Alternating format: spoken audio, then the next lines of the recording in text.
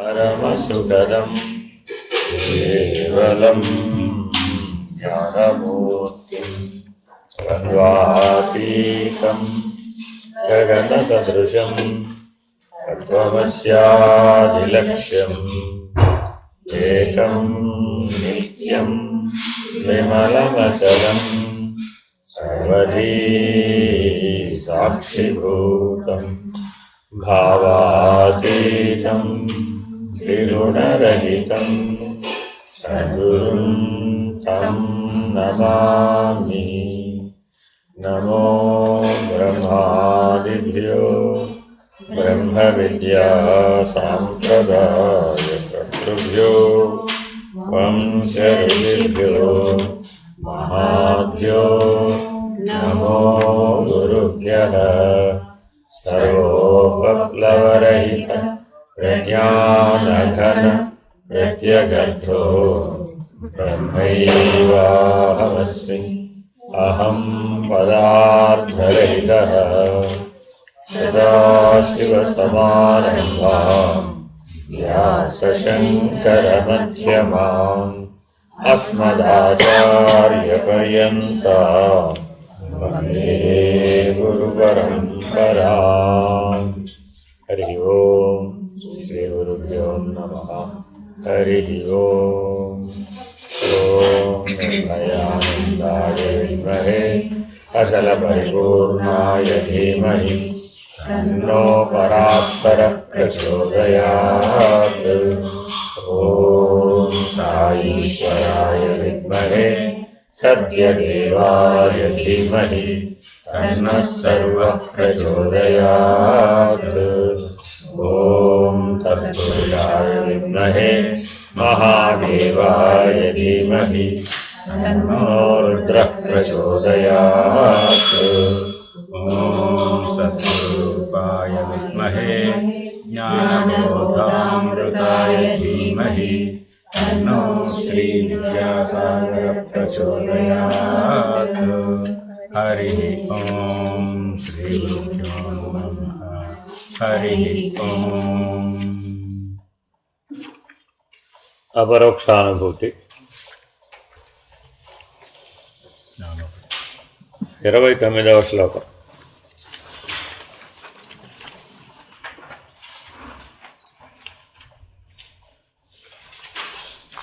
మనం ఇప్పటి వరకు సాధన చతుష్టయం, విచారణా పద్ధతి, తదుపరి జ్ఞానం అంటే ఏమిటి అనేది కూడా నిర్ణయంగా తెలుసుకున్నాం.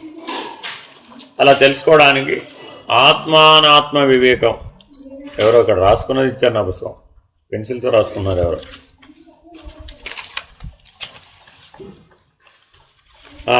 ఆత్మానాత్మ వివేకం అనే వివేకాన్ని ఉపయోగించి మనం ఇది తెలుసుకుంటున్నాం. అర్థమైందండి? ఏ నిర్ణయం చేయాలన్నా ఏ వివేకాన్ని వాడాలి? ఆత్మానాత్మ వివేకాన్ని వాడేటప్పుడు మొదటి వివేకం ఏమిటి? నిత్యానిత్య వస్తు వివేకం. అంటే అది ఆల్రెడీ సాధన చతుష్టయ సంపత్తిలో మనకి సాధించాం. ఆల్రెడీ నిత్యానిత్య వస్తు వివేకాన్ని సాధన సంపత్తిలో భాగంగా సాధించి రెండవ మెట్టైనటువంటి ఆత్మానాత్మ వివేకానికి చేరుకొని ఏది జ్ఞానమో నిర్ణయం చేశాం. గుర్తుపెట్టుకోవాలండి, అపరోక్షానుభూతి అంటే 5 వివేకాలు కలిపితే అపరోక్షానుభూతి. ఏ ఒక్కటి కాదు. ఏమిటా 5 వివేకాలు? పంచ వివేకాలు: నిత్యానిత్య, ఆత్మానాత్మ, కార్యకారణ, సదసద్, దృగ్దృశ్యములు.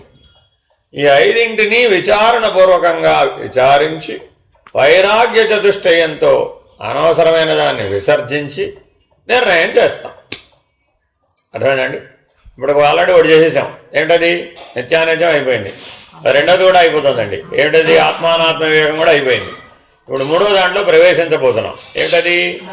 కార్యకారణ వివేకం. సరే, ఏదైనా వివేకం కలగాలి అంటే ఒక ఉపదేశం ఉండాలి. ఏముండాలి? ఉపదేశం. ఉపదేశం అంటే ఎలాంటిది అన్నారు అనుకోండి. అక్కడ మండడానికి తగిన వస్తువులన్నీ ఉన్నాయి, కానీ ఏం లేదు? నిప్పు కణం, అగ్ని కణం లేదు. అంతే. ఆ అగ్ని కణం అందుకుందా అంటే అంతా దగ్ధమైపోతుంది. ఏం మిగలదు. అదేగా హోమగుండం అంటే, అదేగా దీపారాధన అంటే, అదేగా మీరు వంట చేసే వ్యవహారం అంటే. అంతేనా కదా? అక్కడ మండడానికి తగిన వ్యవస్థ అంతా ఉంది, మండే పదార్థం కూడా ఉంది, కానీ ఏం లేదు, నిప్పురవ్వలేదు. లైటర్ అంటే ఏమిటి? నిప్పురవ్వే, అంతే. అర్థమైందండి? కాబట్టి ఉపదేశం అనగా ఏమి? నిప్పురవ్వ. ఈ కార్యకారణ వివేకం అనేది మధ్యలో ఉంటుంది. ఇటుపక్కే ఉన్నాయి నిత్యానిత్య ఆత్మానాత్మ, అటే ఉన్నాయి సదసత్ దృగ్దృశ్యములు. కాబట్టి గురువుగారు ఉపదేశం ఎక్కడిస్తారు అంటే కార్యకారణ వివేకం దగ్గర ఉపదేశం ఇస్తారు. విచారణ ఎక్కడ చెప్తారు? ఆత్మానాత్మ వివేకం దగ్గర విచారణ చెప్తారు. ఎప్పుడు? నీకు నిజానిత్య వస్తు వివేకం ఉంటుంది. ఇది గుర్తుపెట్టుకోవాలండి. అంటే గురువుగారు ఆయన దగ్గర కూర్చోబెట్టుకుని నిత్యానిత్య వస్తు వివేకం నేర్పుతాడు. అయిపోయింది, 12 ఏళ్ళు దానికే పోయి. లేట్ ఎక్కడ అవుతుంది? నిత్యానిత్య వస్తు వివేకం కనుక కలిగి ఉండి నువ్వు వచ్చావనుకో, అప్పుడు విచారణ చెప్తే ఆత్మానాత్మ వివేకం కలుగుతుంది. ఉపదేశం ఆత్మానాత్మ వివేకం కలిగిన తర్వాత ఇస్తారు. అర్థమైందండి? కాబట్టి మరి హంస మంత్రాన్ని ఎక్కడ వాడాలంటే ఇప్పుడు కార్యకారణ వివేకం దగ్గర వాడాలి. కానీ మనం ఇక్కడ ఎప్పుడు వాడుతున్నాం? కిందకు తెచ్చి నిత్యానిత్య వస్తు వివేకం దాంతోనే, ఆత్మానాత్మ వివేకం దాంతోనే సంపాదించాలని అనుకున్నాం. అందుకు టైం పట్టేసి ఇవి రెండు తెచ్చుకుని ఉంటే సరాసరి ఉపదేశ కాలంలోనే కార్యకారణ వివేకం వచ్చేస్తుంది. ఫటాఫట్, టైం ఏం పట్టదు అక్కడ. అర్థమైనది? కాబట్టి పరిణామానికి సమయం ఉందా లేదా? లేదు. ఏమండి, నేను కాయ పండు అవ్వాలి కదండి.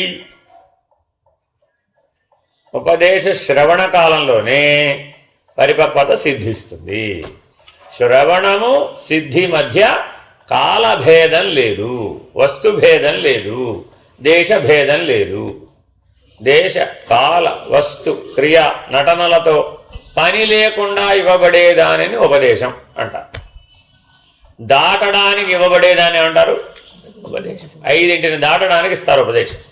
ఏమిటవి? దేశ కాల వస్తు క్రియ నటన. ఈ 5 అధిగమించడానికి ఇచ్చేదాన్ని ఏమంటారు? ఉపదేశం. నీకెన్ని ఉపదేశాలైనా ఏమన్నా అన్నావు అనుకోండి, అబ్బో పూర్ణం దాకా అయిపోయింది అవి.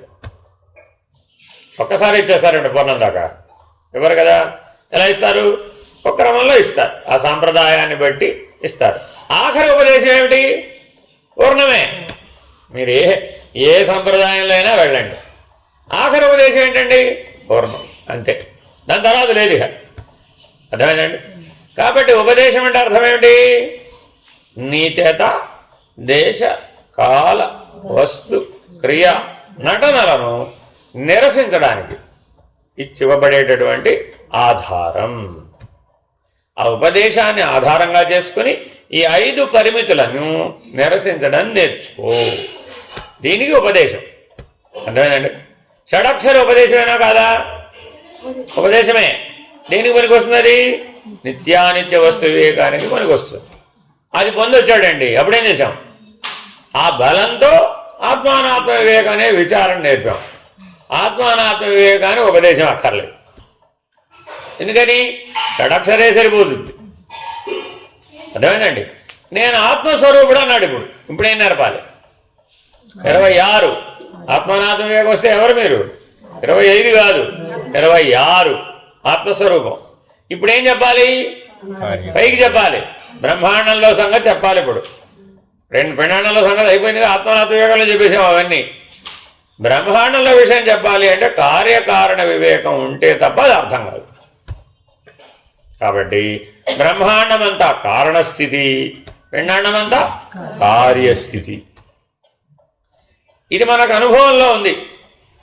దీని ఆధారంగా పట్టుకుని దాన్ని తెలుసుకోవాలి. అర్థమైందండి? ఉదాహరణ చెప్తా.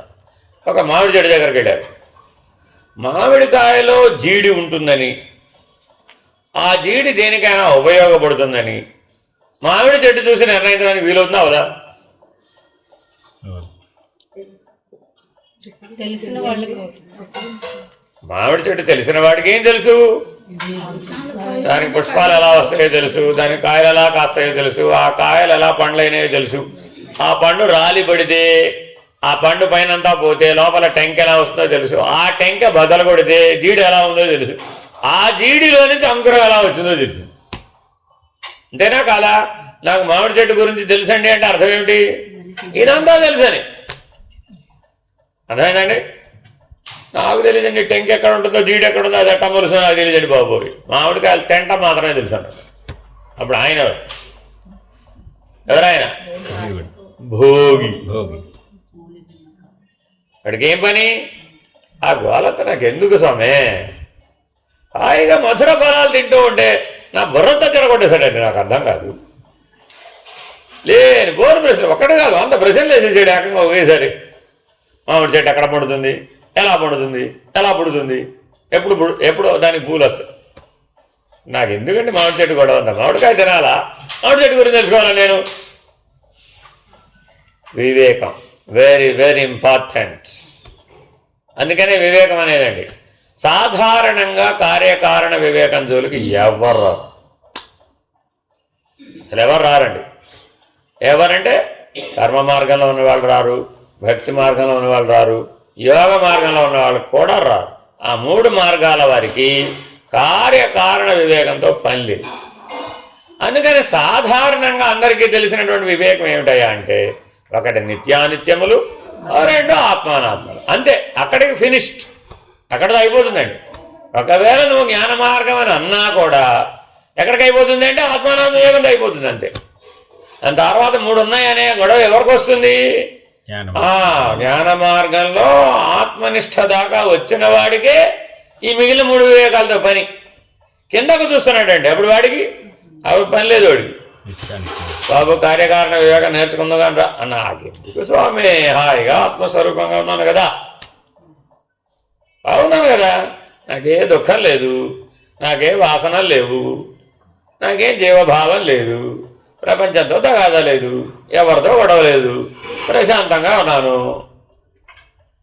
పైగా ఏం చెప్పాము అక్కడ? నిర్వికారుడు, నిరాకారుడు, నిరంజనుడు, నిరామయుడు అని నకార శబ్దంతో ఉన్న లక్షణాలన్నీ నేను చెప్పేశాము. ఎన్ని లక్షణాలు చెప్పామండి? మరి చెప్పరే, నేను అది కూడా నన్నే చెప్పుకోవాలి. నిర్వికారో నిరాకారో నిరవధ్యోహమవ్యయ నిరామయో నిరాభాసో నిర్వికల్పోహమాతతః నిర్గుణో నిష్క్రియో నిత్యో నిత్యముక్తోహమచ్యుతః నిర్మలో నిశ్చలో అనంతో శుద్ధోహమజరో అమరః. అంతా అమరత్వం పొందేశాను స్వామి, ఇంకా పొందడానికి ఉంది, ఇంకేం లేదు. మన నిర్ణయం అయిపోతుందండి అక్కడికి. సాక్షాత్తు దేవుడు అండి బాబు. అమరహ అంటే ఏంటి? దేవతలు. అర్థమైందండి? అమర్త్యులు వాళ్ళు. అసలు నాకు బాల్యమున కౌమార వృద్ధాప్యాలే లేవు, కన్ను రెప్ప వేయడానికి రెప్పలే లేవు, అనిమిషులం మేము. ఎప్పుడూ ఒకలాగానే ఉంటాం, ఏం మార్పు లేదు, ఎప్పుడూ యవ్వనంలోనే ఉంటాం. వాళ్ళ కూడా అది సరేనయ్యా. ఇంతకీ నీకు మామిడి పండు కావాలా, మామిడి చెట్టు గురించి తెచ్చుకోవాలా? ఆఖరి లక్షణం దగ్గర ప్రారంభించాడు. ఇప్పుడు అమరహ అన్నావు కదా, దివ్య భోగాలు అనుభవిస్తున్నావు కదా, అది కూడా భోగమే కదా కాదా? చూడండి, ఆ మాట అంటే ఎవరైనా ఒప్పుకుంటారా అంటున్నాడు ఇక్కడ. చూడండి, స్వదేహే శోభవం సంతం పురుషాఖ్యంచ సమ్మతం కిం మూర్ఖ శూన్యమాత్మానం దేహాతీతం కరోషి భో. భో వెరీ వెరీ ఇంపార్టెంట్. వెనుకటి శ్లోకాలలో ఆత్మను గురించి అనాత్మను గురించి చెప్పారు. మానవుని బుద్ధికి తోచినంత మేర దృశ్యమైనదంతా అనాత్మ అని చెప్పారు. ఆత్మకు ఉండే విశేషణాలు లక్షణాలు చెప్పారు. ఈ లక్షణాలు ఉన్న ఆత్మ అనేది ఒకటి ఉన్నదా అని అనుమానం రావచ్చు. ఆత్మ అనేది ఉన్నదని ప్రతివాడికి అనుభవంలో తెలిసే విషయమే. తాను లేనట్లు ఎవరు అనుకోరు కదా. తాను ఉన్నానని అనుకోవడం అంటే ఆత్మ ఉన్నదని అనుకోవడమే. కాబట్టి ఆత్మను శూన్యమని కానీ అసత్యమని కానీ అసత్తని కానీ అనడంలో అర్థం లేదు అని ఆత్మజ్ఞానాన్ని ఈ దిగువ శ్లోకాలలో బోధిస్తున్నారు. శూన్యవాదాన్ని నిరాకరిస్తున్నారు. Very very important. ఇది బాగా గుర్తుపెట్టుకోవాలండి. ఎంతోమంది ఈ ఆత్మానాత్మ వివేచన చేశారు. బౌద్ధులు చేశారు, జైనులు చేశారు, ఇంకా రకరకాలు పేర్లు చెప్పాల్సిన పని లేదు. షణ్మతాల వాళ్ళు చేశారు. ప్రపంచంలో అందరూ చేశారండి. అందరూ వచ్చి ఎక్కడ ల్యాండ్ అయ్యారటంటే అతి దగ్గరగా తీసుకొస్తుందండి ఇది. ఏమీ లేని దాంట్లో అన్నీ వచ్చినాయి. అంటే దేని దృష్టితో చెప్పాడు ఇప్పుడు? అనాత్మ అంటే అన్నీ ఉన్నాయి, ఆత్మలో ఇవేమీ లేవు. కంపారిటివ్ సెన్సా, సాపేక్షవాదమా, నిరపేక్షవాదమా? ఎందుకని? నాకు అనుభవించడానికి బోల్డ్ ఉన్నాయి. ఇక్కడ జగత్తు ఉంది, జీవుడు ఉన్నాడు, ఈశ్వరుడు ఉన్నాడు, కర్మ ఉంది, భక్తి ఉంది, యోగం ఉంది, వాట్ నాట్. ఏది అడిగితే ఇది ప్రపంచంలో లభ్యం. అలా అనుకోవడం ఆలస్యం. ఎంత క్షణం ఎదురుకున్న సిద్ధం అనుకుంటే చాలండి బాబు, వచ్చేస్తుంది అంతే. అర్థమైందా? ఏదైనా తయారు చేయవచ్చు, ఏదైనా కానీ డిస్మాంటిల్ కూడా చేయవచ్చు, తీసివేయవచ్చు. కానీ మీ ఆత్మ దేనికి పనికిరాదు. ఆత్మ వస్తే దేనికైనా పనికొస్తుందా? ఉండడానికి తప్ప దేనికి పనికిరాదండి. అది నేను ఉన్నాను అంటున్నావా లేదా? ఉన్నావంటే ఆత్మ ఉన్నది. అద్వైతం ఏం చెప్పింది? ఉండుట. దాని లక్షణం ఏంటండి? ఉండుట. సరే, మా ఆవిడ ఉందండి, విగ్రహ పుష్టి నైవేద్య నష్టి అన్నాం అనుకోండి. అంటే అర్థం ఏంటి? ఆవిడ పనులు కూడా ఇదే చేసుకోవాలండి, ఆయన బాధ అది. లేదా ఇప్పుడు ఆవిడ మీ ఇంట్లో దేవుడు లేడా? ఉన్నాడండి బాబు, విగ్రహం, పెద్ద విగ్రహం, విగ్రహ పుష్టి నైవేద్య నష్టి. ఆయన వల్ల ఏం ప్రయోజనం? ఒక్క కోరిక తీర్చదు. ఇప్పుడు నీ గొడవ అంతా ఎక్కడ? అనాత్మ. అదేనండి, మానవ సంబంధాల్లోనూ అనాత్మే. అంతేనా కాదా? దైవగతమైన సంబంధాల్లో కూడా అనాత్మే. జగత్ సంబంధంలోనూ అనాత్మే, జీవ సంబంధంలోనూ అనాత్మే, ఆఖరికి ఈశ్వర సంబంధంలో కూడా. నేను అడిగిన కోరికలు తెచ్చకపోతే ఈశ్వరుడు దిగాడు నాకు. ఏమైపోయింది? ఇప్పుడు అనాత్మగతం అయిపోయింది. Very very important. కాబట్టి ఈ శూన్యవాదాన్ని నిరాకరిస్తున్నాడు ఈ అధ్యాయంలో. అదే ఉపదేశం అంటే. ఏమిటయ్యా? ఏమీ లేని దాంట్లోంచి ఏమైనా అక్కడ ఉన్నాయా అంటే మనం ఏం చెప్పాము ఇందాక? పూర్వ లక్షణాల్లో 13 లక్షణాల్లో జ్ఞాన నిర్వచనాలు ఏం చెప్పాము? నిరాకారం, నిర్వికారం, నిరామయం, నిరవధ్యం, నిర్మలం, నిశ్చలం అన్నీ చెప్పేసి నిష్క్రియం. అదేం చేయదురా బాబు. ఏం చేస్తా? ఉంటుందంటే. ఉండుట తప్ప దానికి భావములు లేవు. ఏమైనా భావాలు ఉన్నాయా? లేవు. ఏమైనా చేస్తుందా? చెయ్యదు. ఏమైనా ఫలితం ఉందా? ఏమీ ఫలితం లేదు. మరి దానివల్ల ఏమిటి ప్రయోజనం? ఏ ప్రయోజనం లేదు. ఎందుకని? ప్రయోజనం అంటే నడవాలి, కదలాలి, మారాలి. అప్పుడే అది ప్రయోజనం. యోజనం దూరం వెళ్ళాలట. ఒక అంగుళం కదిలితే కుదరదు, యోజనం దూరం కదలాలి. అదిటే ప్రయోజనం. ఏమంటే మీ ఇంటి నుంచి ఇక్కడ దాకా ఎలా వచ్చామమ్మా అంటే ఏం చెప్తాం? ఏదో రైలు ఎక్కువ, బస్సు ఎక్కువ వచ్చానన్న. కాదు కాదు, నీ మనసు కదిలి వచ్చి. మనసే కదలకపోతే వస్తావు ఎటు? కాబట్టి మొదటి కదలిక ఎక్కడ వచ్చిందట? 24లో వచ్చిందట. కాదు, 25లో వచ్చింది. 24లో రాలేదు, 25లో వచ్చింది. ఎందుకని?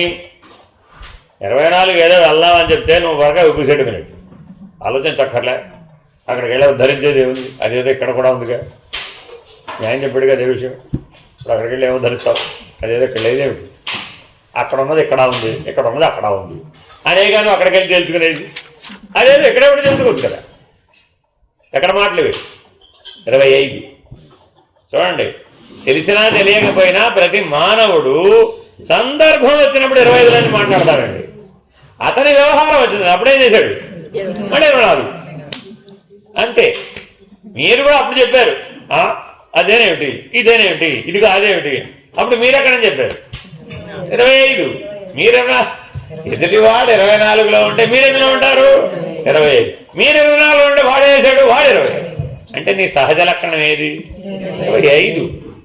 అసహజ లక్షణం ఏది తత్కాలవత్ వ్యవహారంలో 24లో ఉన్నట్టు. సరేనండి, 1 నుంచి 24 దాకా ఉన్నవన్నీ మరి 25లో ఉన్నట్టేనా ఏమన్నా? అవి ఏమీ కండి. 25లో అవి 1 నుంచి 24 దాకా ఉన్నవి ఏవీ లేవు. జ్ఞానంలో గురుమూర్తిలో ఏమండి కర్మేంద్రియాలున్నాయా, జ్ఞానేంద్రియాలున్నాయా, విషయేంద్రియాలున్నాయా, ప్రాణేంద్రియ అవేవి లేవు బాబు, అవే లేవు. అంటే ఏమీ లేని దాంట్లోంచి అన్నీ వచ్చినాయి అని 25 వరకే పట్టుకున్నాడు. వెంటనే శంకర భగవద్పాదులు వచ్చారు. ఏమీ లేని దాంట్లో దాన్ని రావడమే, ఏమీ లేని దాంట్లో దాన్ని రాలేదు. 26, 25 కాదు, 26 కాదయ్యా, అది ఒక్కటి. ఇవన్నీ అందులో వచ్చే వచ్చినాయి. మామిడి టెంకలో జీడి లేదండి, ఆ జీడికి మొలకెత్తే సామర్థ్యం లేదండి. ఎక్కడి నుంచి వచ్చినాయి నీ మామిడికాయలు? లారీడు మామిడికాయలు కాసిందండి. అబ్బా, జీడి టెంక లేకుండా ఆయన. కాబట్టి ఒకటేంటి కారణం, ఒకటేంటండి కారణం. 25 కార్యం. అది 26 కాదురా బాబు, ఒకటి. అది అంకురిస్తేనే ఈ 25 వచ్చింది. కాబట్టి ఆత్మ సర్వాధారము, శూన్యం కాదు అని శూన్యవాదాన్ని నిరాకరిస్తున్నాం. లేకపోతే మనం అందరం ఎక్కడికి వెళ్ళి ల్యాండ్ అయిపోతాం, సుషుప్తిలోకి వాళ్ళు వెళ్ళిపోతామండి. సుషుప్తినే ఆత్మానుభవం అంటాం అన్నవాళ్ళు ఉన్నారట. అయ్యే ఉందండి, ఆత్మానుభవం అంటే నిద్రే అన్నట్టు. వాడు ఆత్మానుభవం అంటే నిద్ర ఏమిటి? అది మేలుకోవడం, నిద్ర కాదు. ఆహా, అంతకుముందు ఉన్నవన్నీ నిద్రలో లేవుగా. నువ్వు కూడా ఏం చెప్పావు? అంతకుముందు ఉన్నవన్నీ ఇక్కడ లేవు. ధ్యానం సమాధి అయిందండి, సమాధి నిష్టకు వచ్చి ఏం చెప్పాడు? నాకు అవి లేవు, నాకు ఇవి లేవు, అది అవసరం లేదు, ఇది అవసరం లేదు అనే కదా చెప్పావు. మరి ఇప్పుడు అయిపోయినట్టే కదా, ఏ గొడవ లేదు కదా, నాకేమి ఏ ఘర్షణ లేదు, ఏ అశాంతి లేదు, ఏ కోరికలు లేవు, ఏ కదలిక లేదు. 25 బాగుందా బాగలేదా? శూన్యవాదం. ఎందుకని? సమాధిలో నిరాధారంగా ఉన్నాడు, గాలిలో ఉన్నాడు. కిందకి దిగుదామా, అమ్మో అన్నీ వచ్చేస్తాయి, రా బాబోయ్ నే కిందకి దిగాను. కొన్ని ఉన్న చోటే ఉంటావా, అది నిద్రతో సమానం. ఎంతసేపు ఉంటావు? అయితే తురియలన్నా మేలుకోవాలి, లేదంటే కిందకు వచ్చన్నా మేలుకోవాలి. అక్కడ ఎంతసేపు ఉంటావు? ఉండలేవు. లేదండి, నేను సమాధినిష్టలో ఉండి షడ్విధ సమాధులను పరిశీలిస్తూ 120 సంవత్సరాలు ఉందాం అనుకున్నాను. అప్పటికైనా ఏం చేయాలి? ఎప్పటికైనా సరే ఆ విత్తనంలోంచి అంకురిస్తేనే కదా చెట్టు వచ్చింది. పిండాండం అనే వృక్షమంతా ఊర్ధమూలమధశాఖం అశ్వత్థం ప్రాహురవ్యయం ఛందాంసి యస్య వర్ణాని యస్తం వేద స వేదవిత్. వేదం ఏ విత్, ఏ ప్రకాశమునైతే ఆధారంగా, కారణంగా, దైవంగా, చైతన్యంగా, సచ్చిదానందంగా, సాక్షిగా, వేదం ఇన్ని మాటలు చెప్పినాడు దాని గురించి.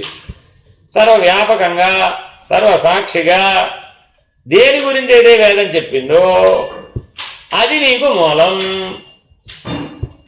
అంటే బ్రహ్మాండం అనే విత్తనం, పిండాండములనే వృక్షాలు, కాయలు, ఫలాలు, పూలు, పళ్ళు, ఆకులు, కొమ్మలు.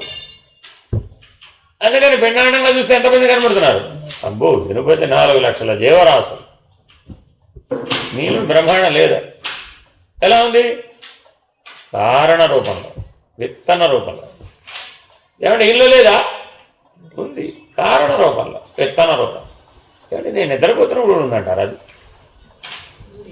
Why not? ఉంది కదా. నువ్వు గుర్తించినప్పుడు ఉంది, నేను గుర్తించినప్పుడు అది ఎప్పుడు ఉందిరా నాయన. కారణస్థితి ఎప్పుడూ ఉంది, కాబట్టి కార్యస్థితి నుంచి నువ్వు ఎక్కడ మేల్కోవాలి? కారణస్థితిలోకి మేల్కోవాలి. మేల్కోవాలంటే దేన్ని అధిగమించాలంటే ఇప్పుడు శూన్యవాదాన్ని అధిగమించాలి. Very very important. మానవుడికి అనుక్షణం అడ్డు వచ్చే వాదన శూన్యవాదన. అంటే అర్థం ఏమిటి? ఇదంతా లేనిది. ఏమిటండి అది? ఉందా లేదా? ఇది ఇదంతా లేనిది. లేనిదంటే శూన్యమేగా. అర్థమైందండి? ఆత్మానుభవం అంటే ఏమిటయ్యా అని అడిగాను. ఏం చెప్పావు? ఇదంతా లేనిదే. ఇదంతా లేనిది. అనేకత్వం అంతా లేనిది. ఆకారం అంతా లేదేగా. పోయిన 19 లక్షణాలు ఏం చెప్పాం? ఆకారం లేదు, వికారం లేదు, గుణం లేదు, శరీరం లేదు, పని అంతకంటే లేదు, నిష్క్రియో నిశ్చలో. అవునా కాదా? ఎవరయ్యా నువ్వు? మరి ఎవరు నువ్వు? అజర అమర అమృత. అక్కడ దాకా చెప్పేశాం. తెలిసేసామలే. నేను ఎవరికి ఆన్సర్ వచ్చినట్టేనా లేనట్టేనా? కానీ మనం వెళ్ళి ఎక్కడ ల్యాండ్ అయ్యామట? నో మ్యాన్స్ ల్యాండ్లో ల్యాండ్ అయ్యామట. గ్రీన్ ల్యాండ్ లాంటి నో మ్యాన్స్ ల్యాండ్, లేకపోతే ఉత్తర ధ్రువమో దక్షిణ ధ్రువంలో ల్యాండ్ అయ్యాం. దిగితే మరి మనం బతకాలంటే బ్రతకాలనే ఇచ్చ ఉండాలి. ముందు ఏముండాలి? జిగీష. అంటే బ్రతకాలనే ఇచ్చ, జీవించాలనే ఇచ్చని ఏమన్నారండి? జిగీష. ఉందా లేదా నీకు? మరి ఇప్పుడు రాత్రి ఆత్మానుభవం వచ్చేసిందండి, తెల్లారేటప్పటికి నీకు జీవించాలనే ఇచ్చ ఉందంటారా లేదంటారా?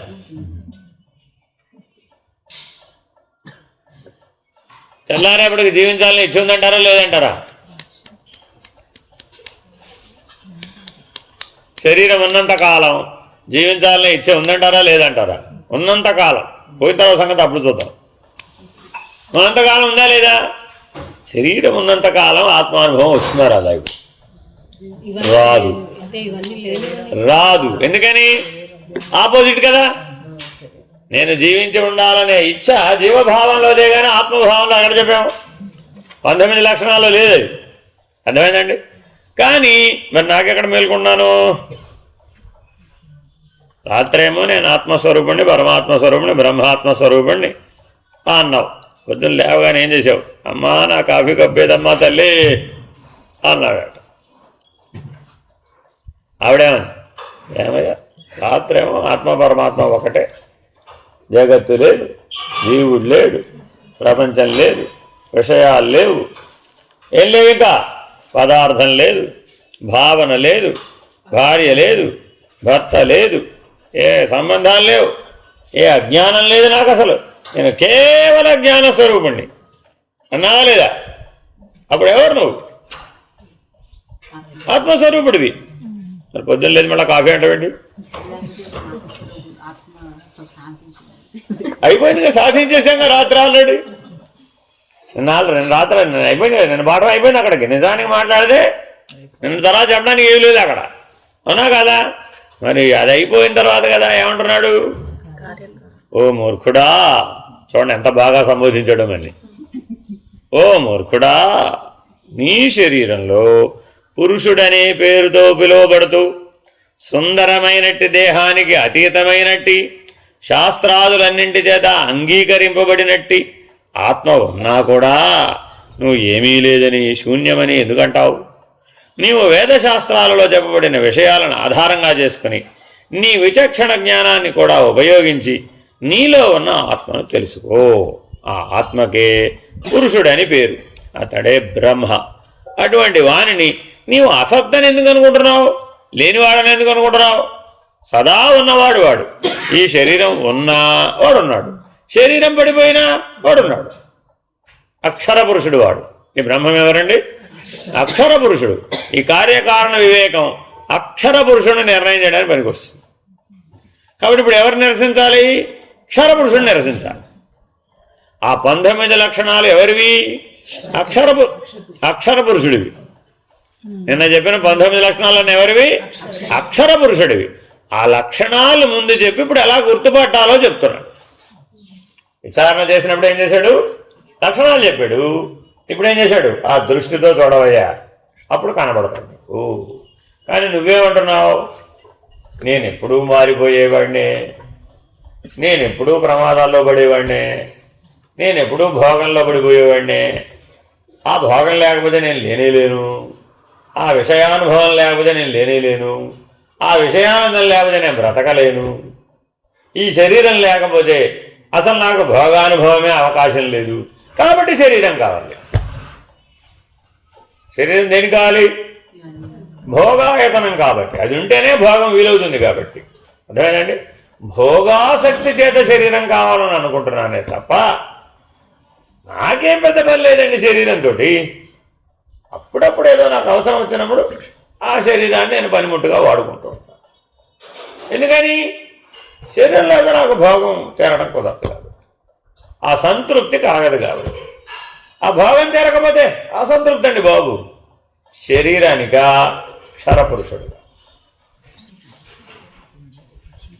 శరీరానిక క్షరపురుషుడుగా అసంతృప్తి. శరీరానిక క్షరపురుషుడు,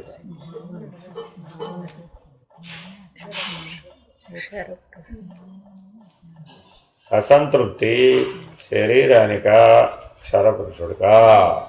ఆత్మానాత్మ వివేకంతోనే ఇవన్నీ లేవని అని తెలిసిపోతుంది.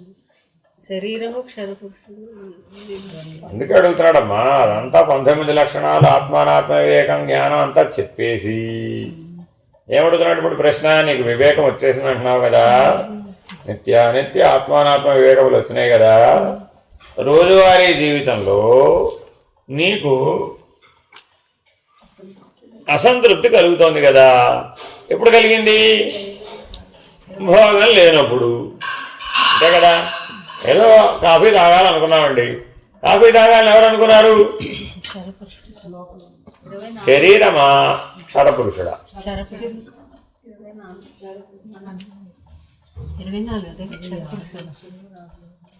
అదే మీరు ఆ సాంఖ్య విచారంలో చిక్కుకుపోతారనే ఈ పద్ధతి చెప్తారు. ఇదేంటారు? క్షరాక్షర వివేచన. అదేనండి. కార్యమంతా క్షరపురుషుడు, కారణమంతా అక్షర పురుషుడు. మీకు ఎప్పుడు ఏదో పని ఉండాలో వద్దు? ఉండాలంటే అర్థమైనప్పుడు మీకు. కాబట్టి ఎవరికి వచ్చినాయి ఇప్పుడు ఆలోచనలు? శరీరానికి ఆలోచన శక్తి అక్కడ జడం కదా. క్షరపురుషుడు. అన్ని గొడవలు ఎవరు ఇప్పుడు? క్షరపురుషుడు. భార్య ఎవరు? శరీరం. తల్లి ఎవరు? శరీరం కాదా? తల్లి శరీరం కాదేమిటి? సకల సంబంధాలు శరీరానివి. కానీ ఆ సంబంధాలలో సంతృప్తి అసంతృప్తులకు గురవుతున్నవాడు ఎవడు?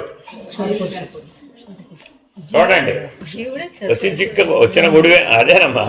కానీ జీవుడు అనే నిర్ణయం చెప్పడానికి మీకు పూర్వం లేదుగా. ముందు అందుకని ఏం చెప్పాం? ముందు అక్షర పురుష నిర్ణయం చెప్పాం. మనం అపరోక్షానుభూతి మాట్లాడుతున్నాం ఇప్పుడు. ఇక్కడ కిందకి దిగి మాట్లాడాల, ఆత్మబోధ తత్వబోధలో మాట్లాడాల, అపరోక్షానుభూతిలో మాట్లాడుతున్నాం. అందుకని జీవుడిని ఒక దెబ్బలో ఎగరగొట్టాలి. ఇప్పుడు ఎగరగొట్టాలంటే ఏం చేయాలి? ముందు అక్షర పురుషుడిని బలంగా నిర్ణయించాం, 19 లక్షణాలతో నిర్ణయించాం. నిర్ణయించి తిరిగి ప్రశ్న వేస్తున్నాడు. ఇప్పుడు నీకు భోగాయతనమైన శరీరం ఉందయ్యా, సకల సంబంధాలు శరీరానివే నీవే. సకల సంబంధాలు శరీరానివా నీవే అంటే అర్థం ఏమిటి? భార్య, భర్త, పిల్లలు ఇత్యాదులు, స్నేహితులు, బంధువులు, గురువు గారు, శిష్యుడు గారు, ఏ పేరన్నా పెట్టుకో, సకల సంబంధాలు శరీరానివా నీవే. అసంతృప్తి సంతృప్తి అదేవరు?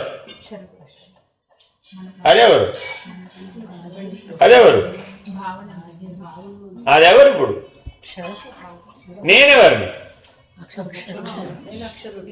మరి క్షరపురుషుడు ఎక్కడి నుంచి వచ్చాడు? క్షరపురుషుడు ఎక్కడి నుంచి వచ్చాడు? స్థాణు పురుషవత్ ఉపమానం రాబోయే రోజుల్లో పోసలాకలు. ఈ శరీరం స్థాణువు, కదల్లయ్యా బాబు, జడం అది. దీంట్లో పురుషుడు వచ్చాడు. ఇప్పుడు వాడేవాడు? క్షరపురుషుడు. స్థాణు పురుషవత్. చీకట్లో చెట్టును చూశాట. చెట్టును చూసి ఏమనుకున్నాడు? అక్కడ ఎవడు ఉన్నాడు రా బాబు, అమ్మో డేంజర్ డేంజర్. అది కదిలేదేనా చెట్టు? కదలలేదట. ఇంతలో గాలి వచ్చి కొమ్మలకి అమ్మో వచ్చేసాడు వచ్చేసాడు వచ్చేసాడు. ఎవరు భయపడ్డారు? శరీరమా క్షరపురుషుడా?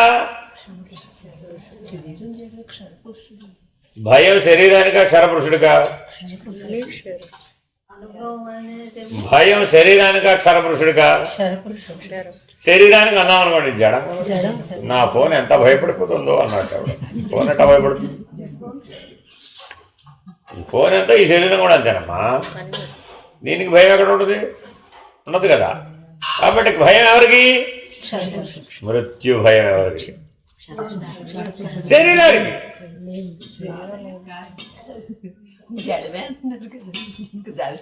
సాంఖ్య నేను చెప్పడం లేదు, మీరే చెప్పారు. ఇప్పుడు ఇదిగో ఏం చెప్పారు ఇక్కడ? ఎక్కడ ఉందండి మృత్యుదేవత? పృథ్వీలో పృథ్వీ. జడం కదా మరి పృథ్వీలో పృథ్వీ అంటే. ఈ జడం మొత్తానికి అధిష్టానం ఎవరు? మృత్యు. మరి మృత్యు క్షరపురుషుడా అక్షరపురుషుడా? ఎవరిని భయపెడతాడు? శరీరాన్ని క్షరపురుషుడా? కానీ మరి మనం మృత్యు శరీరానికంటే గొప్పగా చెప్పాము. మరి ఏం చెప్పామమ్మా మొన్నటిదాకా? నాకు మృత్యు లేదు, శరీరానికే మృత్యు. మరి నీకెందుకు భయం? శరీరానికి మృత్యు అయితే నీకెందుకమ్మా భయం? శరీరానికి అన్ని సంబంధాలు అయితే సంతృప్తి అసంతృప్తి కూడా ఎవరికై ఉండాలి? నీకదా అవసరం. మరి రోజువారి నిత్య జీవితంలో సంతృప్తి అసంతృప్తి ఎవరికి? నీ కదా. అప్పుడు నువ్వు క్షరపురుషుడు కదా. అప్పుడు నిర్వికారో నిరాకారో ఎలా పనికి వస్తావమ్మా? నిరవజ్యు మొక్కలు చేయడానికే వీలేదు. రోజుకు 33 మొక్కలు అవుతున్నావు. అసంతృప్తి వచ్చినప్పుడు ఏం చేస్తున్నావేమిటి? 33 మొక్కలు 3 కూడా కాదు. ఎందుకని అవ్వాల్సి వచ్చింది? ఫీల్ అవుతున్నావు కదా. మరి ఫీల్ అయ్యావంటే ఏమున్నట్టు? అన్నీ ఉన్నట్టే. ఏమున్నట్టే ఏమిటి? ఎక్కడికి పోయినాయి? ద్వంద్వానుభవం కలిగేది ఎవరికి? క్షరపురుషుడికి. అక్షరపురుషుడు ద్వంద్వాతీతుడు. అదేనండి. మరి ఇప్పుడు పుట్టిందేది? పుట్టిందేది? ఎంత కన్ఫ్యూజన్ అయింది. పుట్టిందేది? శరీరం. పుట్టింది ఎప్పుడు శరీరమే. కానీ శరీరంతో కూడి నేను పుట్టాను అనుకుంటున్నాడు క్షరపురుషుడు. నేను పుట్టలేదంటున్నాడు అక్షరపురుషుడు. ఎందుకని? కూడలేదు కాబట్టి, అతీతుడు కాదు. క్షరపురుషుడు ఏం చేశాడు? ఏమన్నాడు? ఇంకా షడ్వికారములు ఎవరివి ఇప్పుడు? దీనివి కాదా? దీనివే షడ్వికారములు వాస్తవానికి. పెద్ద కన్ఫ్యూజ్ అయిపోతున్నారు మీరు. షడ్వికారములు ఎవరు అండి? అస్థి, జాయతే, అస్థి. ఆ 6 లక్షణాలు దీనివి కదా. కానీ ఏం చేసావు? ఆ 6లో నువ్వు చేరిపోయావు. అర్థమైందండి? 6లో నువ్వు చేరిపోయావు అంటున్నావు. నేనే పుట్టాను, నేనే పెరిగాను, నేనే వృద్ధి చెందాను, నేనే అంత అయ్యాను, నేనే ఇంత అయ్యాను, మళ్ళా ఎంత అయ్యాను, మళ్ళా పోయాను. అదే 6 వికారాలు ఎవరివి? 6 వికారాలు ఎవరివి? భ్రాంతి చేత నావనుకుంటున్నావు. భ్రాంతిమయ పురుషుడే క్షరపురుషుడు. ఈ మాట చెప్పించడానికి నానా కష్టాలు పడవచ్చు. సో భ్రాంతిమయ పురుషుడు ఎవరు? క్షరపురుషుడు, జీవుడు. భ్రాంతి లేనివాడెవరు? దేవుడు, అక్షరపురుషుడు. తేలిక తేల్చేసాడండి. ఎవరెవరికైతే ఏ రకమైన భ్రాంతి ఉంటే ఆ భ్రాంతితోనే జీవిస్తున్నట్టు అంటే. అంతేనా కదా? మీ ప్రాణాలన్నీ ఎవరి మీద పెట్టుకోవాలి? మీ ప్రాణాలన్నీ ఎవరి మీద పెట్టుకోవాలి? పెళ్ళయిందండి, పిల్లలు పుట్టలేదు. ఎవరి కోసం ఎదురు చూస్తుంది ఈవిడే? ఎవరికోసం ఎదురు చూస్తుంది ఇవిడ? వాడు ఆయన ఎటో పోయాడు పని చేసుకురావడానికి, ఇంటికి రాలేదు, క్యారేజ్ అట్టుకెళ్ళలేదు. ఇప్పుడు ఇప్పుడు ఎదురు చూడాలక్కర్లేదా? చూసింది చూసింది చూసింది చూసింది, శోష వచ్చి పడిపోయింది, ఆయన రాలేదు. అసంతృప్తి వచ్చిందా? రాలేదు. ఎప్పుడు వచ్చింది? శోష వచ్చి పడిపోయినప్పుడు అది లేచిన తర్వాత. అంతేనా కాదా? నాకు అర్థం కాదే, నేను ఇంకో ఒకదాన్ని ఉన్నానని గమనించాలా అక్కర్లేదా? గుర్తించాలా అక్కర్లేదా?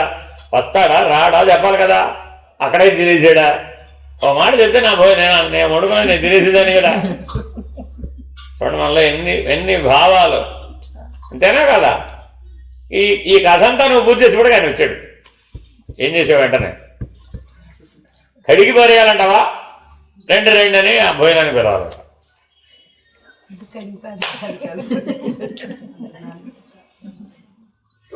ఏమండి?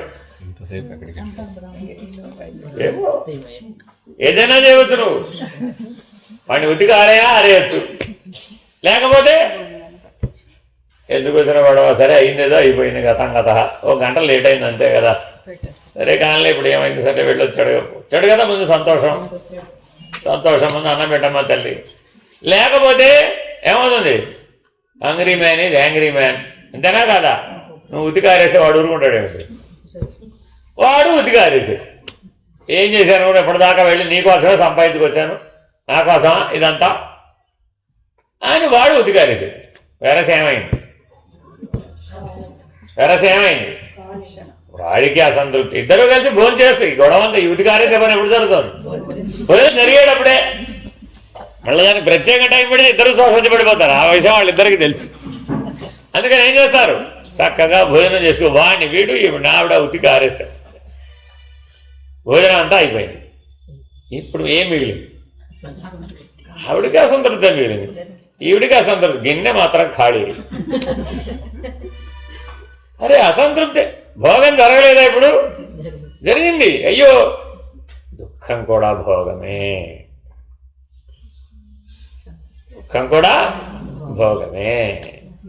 అదే నీకు దైవీ భావన ఉందండి. అప్పుడేమైంది? ఏదో వ్రతం తలపెట్టావు, ఏదో పూజలు తలపెట్టావు, అదంతా పూర్తయినప్పటికీ సాయంత్రం 4 అయింది. అంతేనా కదా? ఆయన ఏమో నాకు అన్నం పెట్టవా మొగుడా, ఏమో నాకు అర్థంగా నీ వ్రతం ఎప్పటికి పూర్తవుతుంది, నీ పూజ ఎప్పటికి పూర్తవుతుందమ్మా తల్లి, అన్నం పెడితేలే నువ్వు ఆగబోయే బాబు, ఇక్కడ అసలు పూజ పూర్తవు నేను అసలు నువ్వు తొందరగా మంత్రం చెప్పబోయే బాబు, ఆయనతో తగదా పెరుగు. అటు చేసి ఇటు చేసి మొత్తం 4, 5 చేసావు. ఏమన్నాడు ఆయన? ఇంకొకసారి ఇట్లాంటి వ్రతాలు పూజలు తలపెట్టామంటేనా అన్నాడు. ఏమైంది ఇప్పుడు? తగదు ఎందుకు వచ్చింది? దైవ భావన స్థూలానికి వచ్చేసింది. శాంతం ఎంత వచ్చేసింది?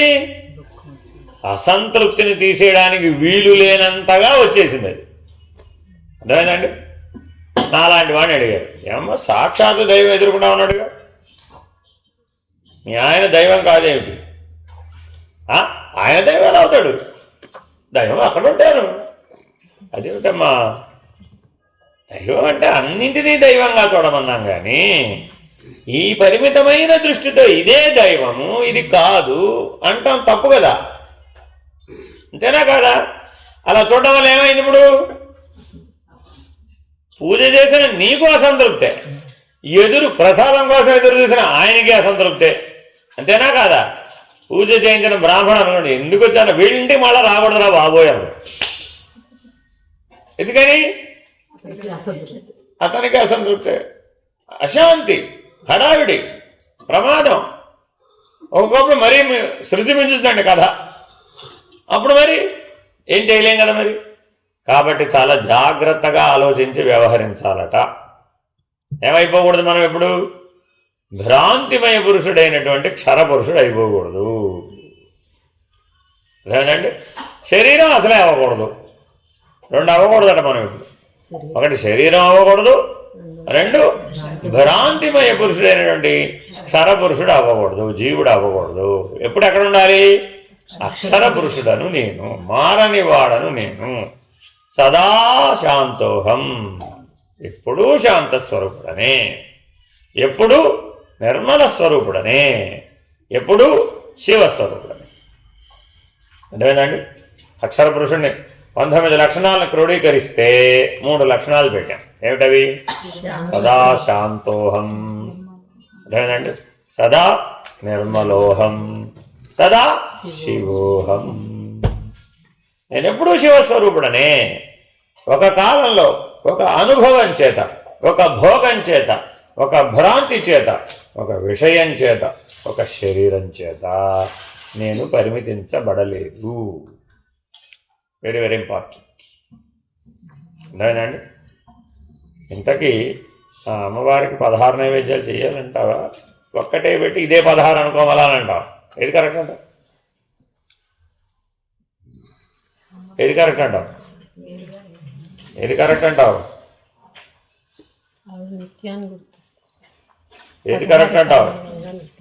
స్వాత్మానం శృణుమూర్ఖత్వం శ్రుత్యాయుక్తయా చ పూరుషం దేహాతీతం సదాకారం సుదుర్దర్శం భవాదృశై. ఏమిటది? సుదుర్దర్శం. వా, ఎంత గొప్పగా వాడాడు. అందుకే శంకర భగవత్పాదులు అన్నదన్నమాట, సుదుర్దర్శం. నాకు 16 రకాల ప్రసాదాలు చేస్తేనే సంతృప్తి.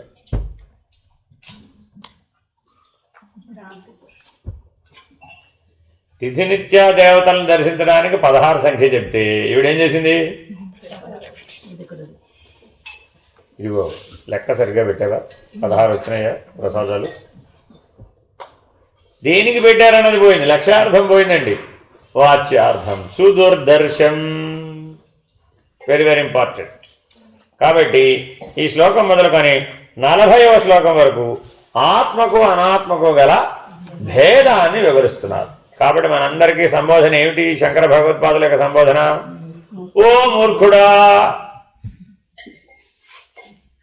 ఎంత గొప్ప సంబోధన.